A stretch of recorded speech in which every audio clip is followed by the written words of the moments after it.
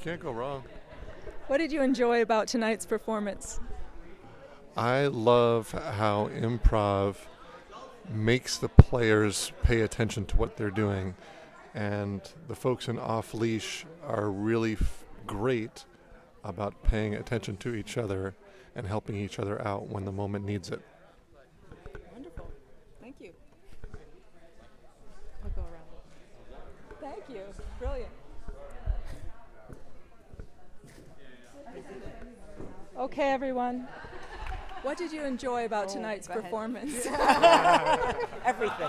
It was delightful. It was a lovely, entertaining evening. What about you? Funnier than I expected. Oh yeah, thanks. I didn't quite hear you, but thank you. What would you say was your favorite thing about tonight's performance? Elizabeth. Very good. She was good. Let's admit it. Great. Yeah? She was great. It's impressive to be able to do that Yeah, it is. for any of them. So. Thank you. We're just going around for little sound Little bites. sound bites? Yeah.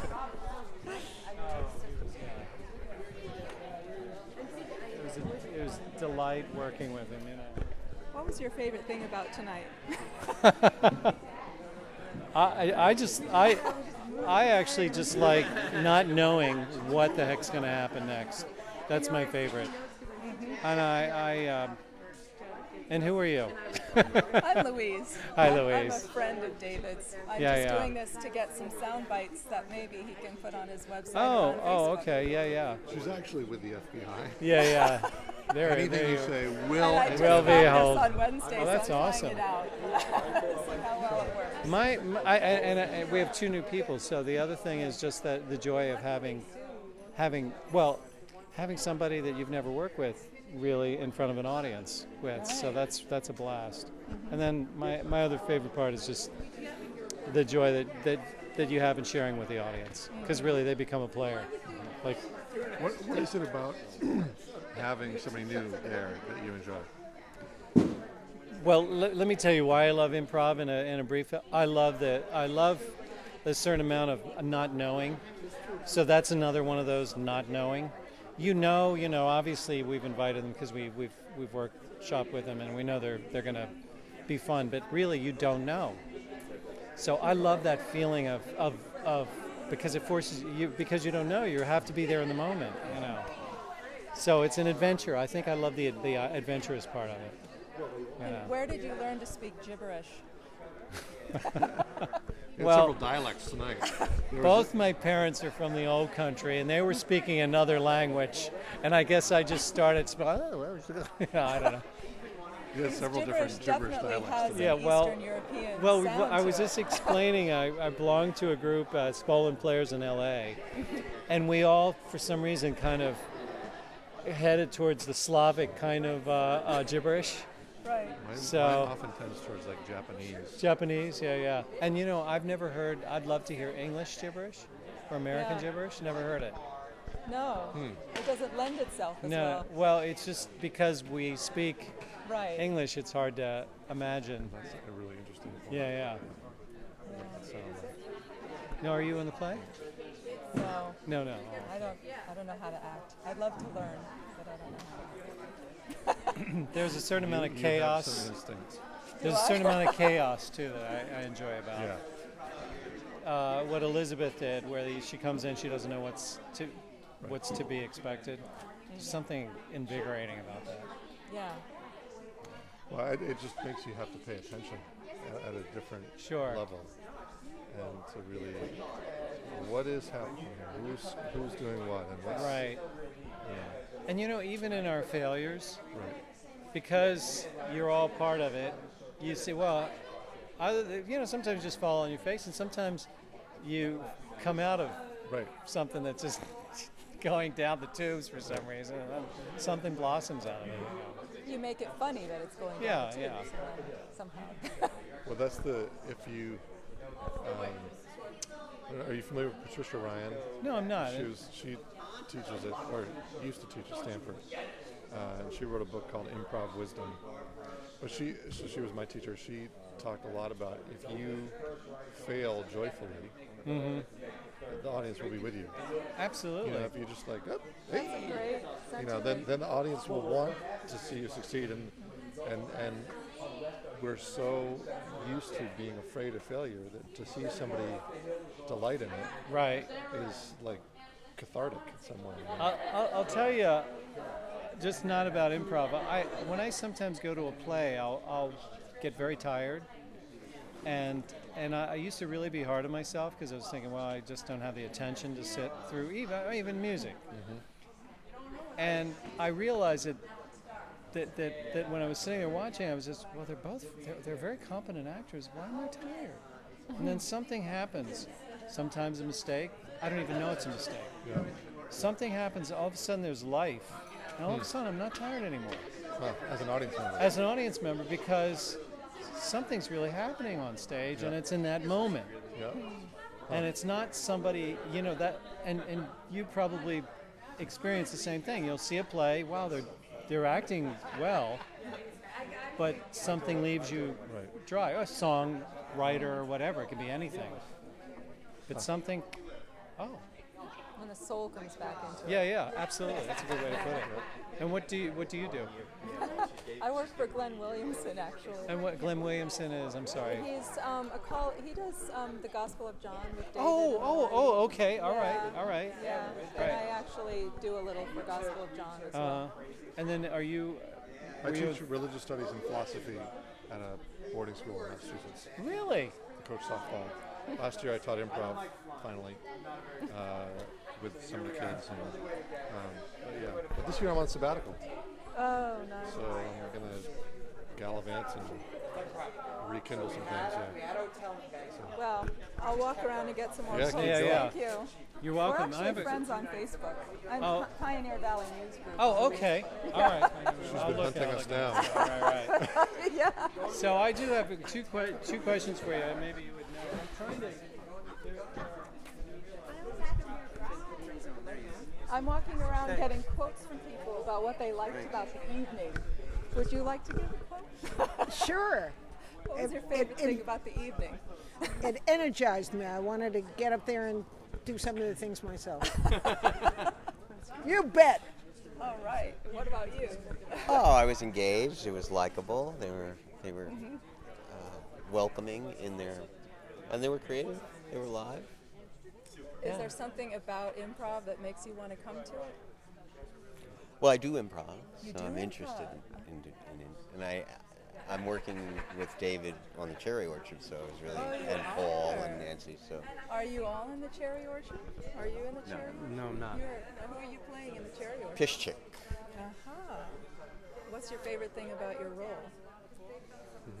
Snoring. He snores.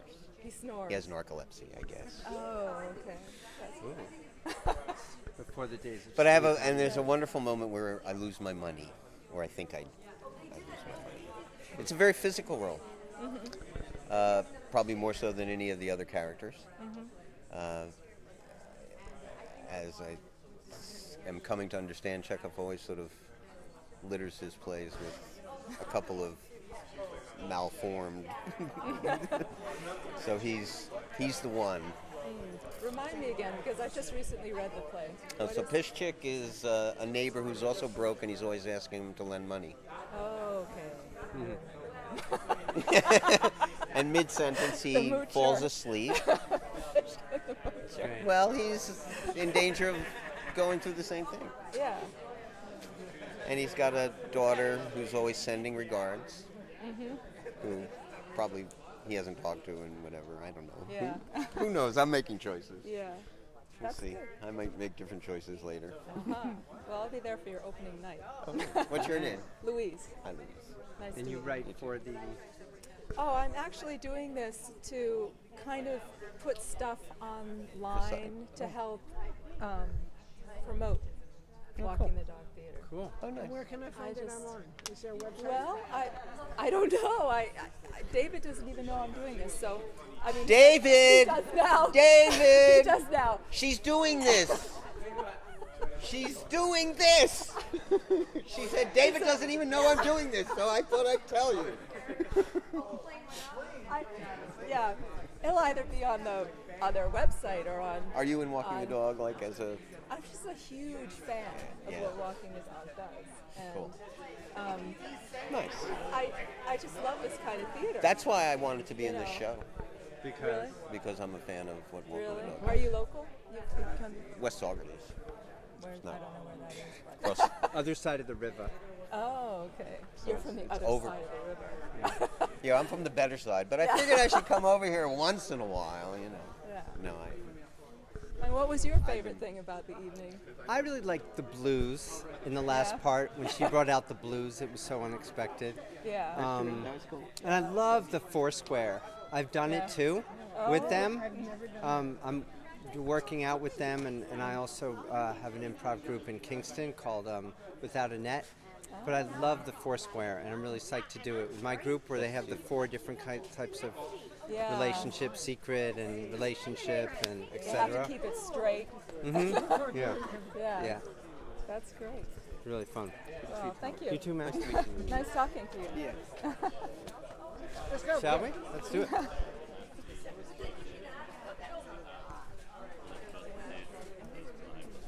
how'd that feel? Great. Yeah. Just like before, it was like the guys club. You know? Yes. Having I'm recording you. I'm all right. You're being I'm recorded. being recorded. Now I have to turn the sensor on. Yeah, this could go anywhere. Anyway, right? Okay. Improvise. Yeah. I'm just getting some responses from people about the evening. So from the actors, what their favorite thing is, or how they prepare for improv, or whatever. From the audience, what they enjoyed the best. And this is potentially to be part of advertising and promotion for Off the Leash. Oh, fantastic. Yeah. So she's actually serving you. I'm actually serving you. No, by- I wasn't by threatening recording that it. at all whatsoever. No, that's wonderful. But yeah, it was. It's just fantastic having a bigger ensemble tonight, and a balanced ensemble. I really felt the balance tonight with age and sex. It was great. Just and the audience as well. Just we play a lot. Well, we play fairly often, not as much as we should, but it's so different playing to having an audience. And that's what's awesome about improv. It's not like it's a play where the relationship's fixed. Right. It's with us. You can take and give and take a lot with the audience as well. And there are some games that you can really involve the audience. And tonight's audience was fantastic in what they contributed, but also how responsive they were. Just the little things, the little jokes or gestures that they picked up on. Yeah. And it's not like we plan this stuff. It's not, because you can't, because it's improv. But it's not like you think, this will be funny, I'll try that.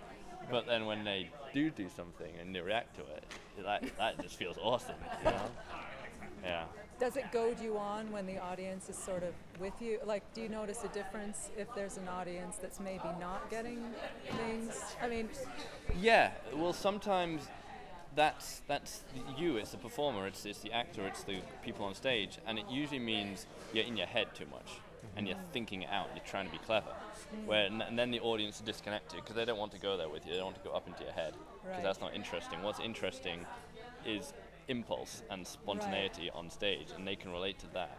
And so therefore, if it is dead and you're not reaching them, if you take a minute just to step back almost and really enter into the scene with the person, then it becomes, it breaks it down, becomes simple again, and becomes relatable again. And that's why the audience is a great barometer in a way of how you're doing, and you can tune what's going on to that reaction. Yeah. There's times I think sometimes I found that it can be dangerous because the audience can laugh at things that I don't want to do. If I make a joke at somebody's expense, they might think it was funny, but now I've lost my partner up there. oh crap, shoot, I didn't mean to do that. Sure. But ooh, that felt kind of good to get that like that was really funny. But you know, over the long term, like I don't want to do that. Right. So it gets a, Yeah, it can be. That's another danger, playing to the laugh. Yeah. Right. Just